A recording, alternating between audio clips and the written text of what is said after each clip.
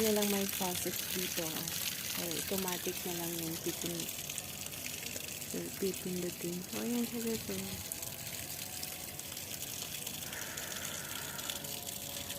Malaking puno to. Pinutol. Ayan o. Hanggang, yan na yun. Tumubo yung mga bagong sibol. Hindi naman siya nadami yung ano kasi lagi namang